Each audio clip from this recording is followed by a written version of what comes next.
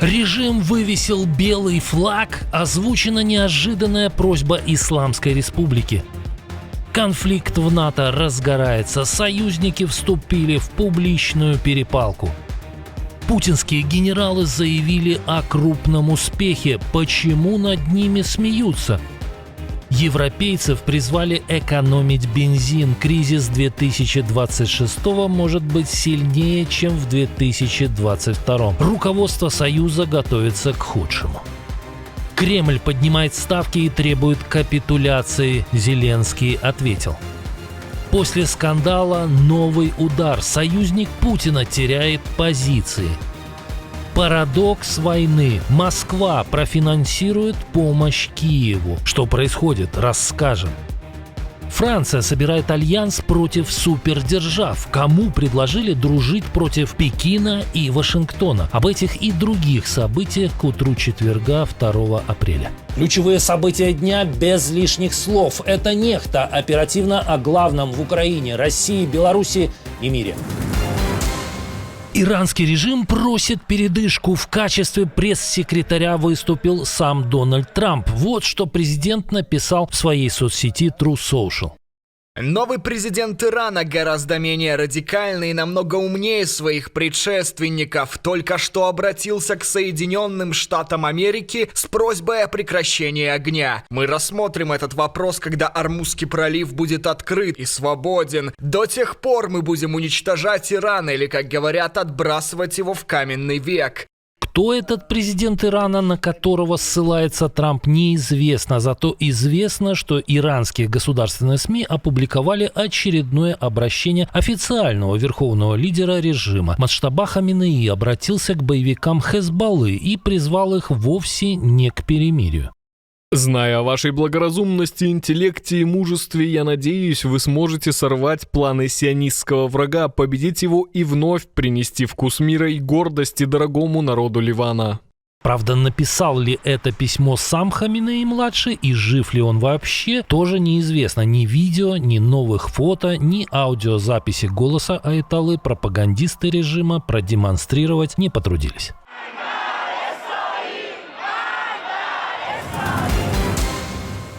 НАТО трещит по швам, союзники спорят уже в открытую, и повод – война на Ближнем Востоке. Вслед за Марко Рубио Дональд Трамп также заявил, что всерьез думает о выходе США из Альянса. НАТО меня никогда не впечатляло. Я всегда знал, что это бумажный тигр. Такого же мнения, по словам Трампа, придерживается и Владимир Путин. Ответить хозяину Белого дома поспешили союзники по альянсу. Первым на критику отреагировал британский премьер Кир Стармер. Во-первых, НАТО – это самый эффективный военный альянс, который когда-либо видел мир, и он обеспечивал нашу безопасность на протяжении многих десятилетий, и мы полностью привержены НАТО. Во-вторых, какое бы давление ни оказывалось на меня и других, какой бы шум ни поднимался, я буду действовать в национальных интересах Великобритании во всех принимаемых мною решениях. И именно поэтому я совершенно ясно дал понять, что это не наша война, и мы не собираемся в нее втягиваться. Ответил Трампу и министр обороны Польши. Нет НАТО без США, и в наших интересах, чтобы ситуация успокоилась, но нет и американской мощи без НАТО. Конфликт разгорелся после того, как европейские союзники проигнорировали призыв Трампа выслать свои корабли в зону конфликта. Позже Испания и ряд других стран закрыли доступ к своим базам для американской авиации.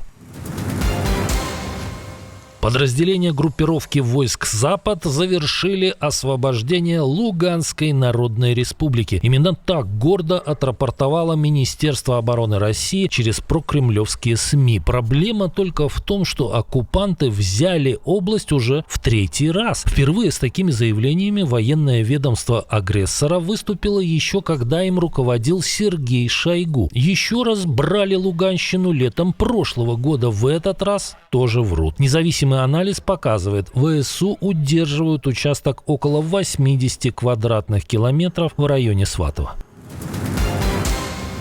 Тем временем Кремль, похоже, уверовал в ложь собственных генералов и требует от Киева немедленной капитуляции. Зеленский должен уже сегодня принять решение о том, чтобы украинские войска покинули территорию Донбасса.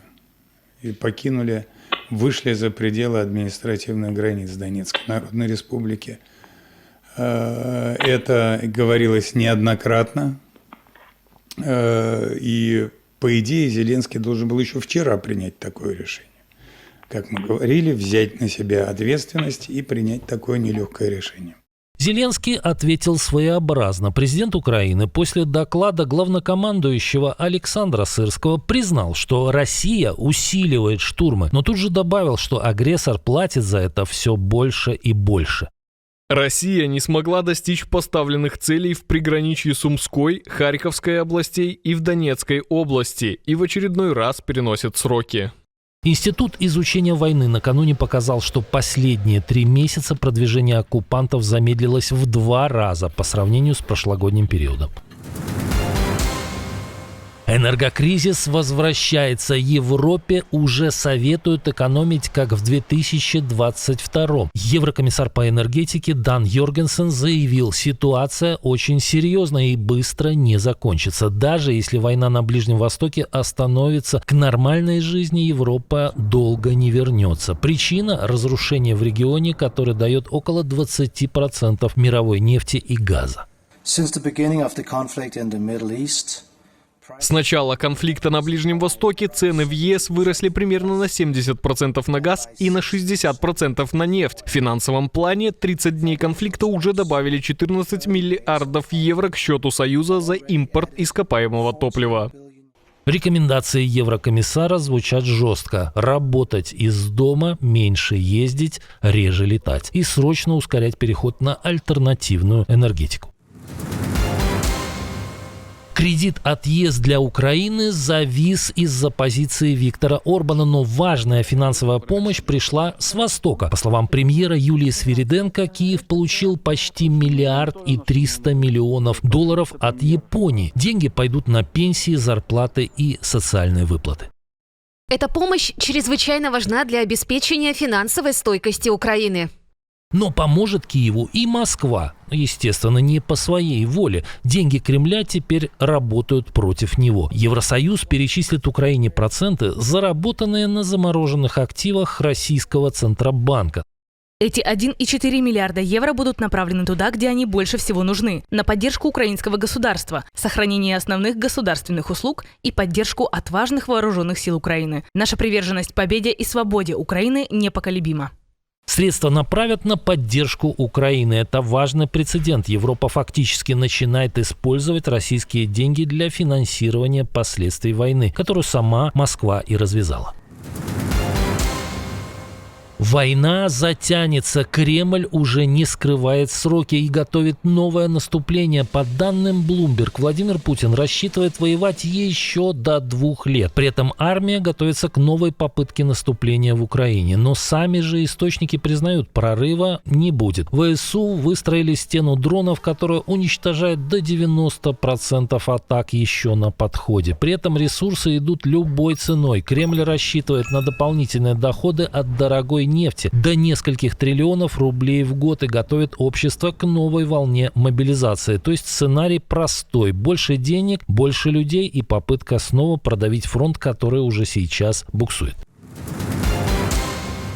Союзник Путина получает удар за ударом. С каждым днем дела Виктора Орбана идут все хуже. После скандала, вызванного публикацией разговора шефа его дипломатии Петера Сиярто с Лавровым, появились данные нового опроса. Главная оппозиционная сила, партия ТИСа, набирает 56%, правящая Фидес лишь 37%. Еще 3 недели назад разрыв был меньше – 53 против 39. Другие исследования дают похожую картину.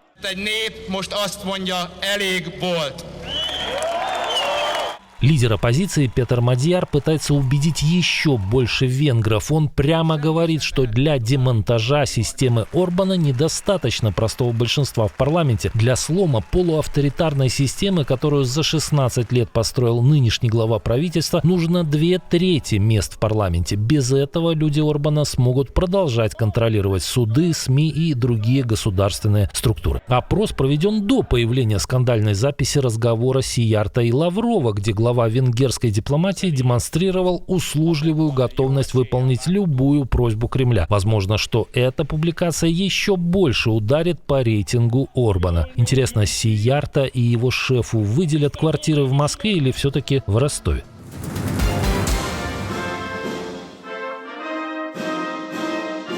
Эммануэль Макрон подлил огня в перепалку европейцев с Трампом. Дружить против США президент Франции предложил Японии прямо во время визита в эту страну и встречи с главой местного правительства Санае Такаити.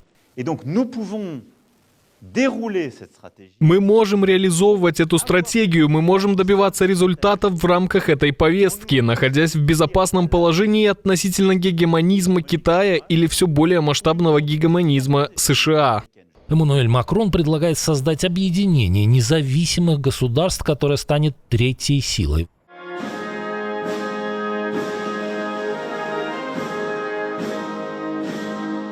В основе связка ЕС и стран Тихоокеанского региона, прежде всего Франции и Японии. В перспективе подключение Индии, Бразилии и других экономик. То есть Макрон фактически предлагает новый глобальный блок вне влияния двух супердержав. Как думаете, получится?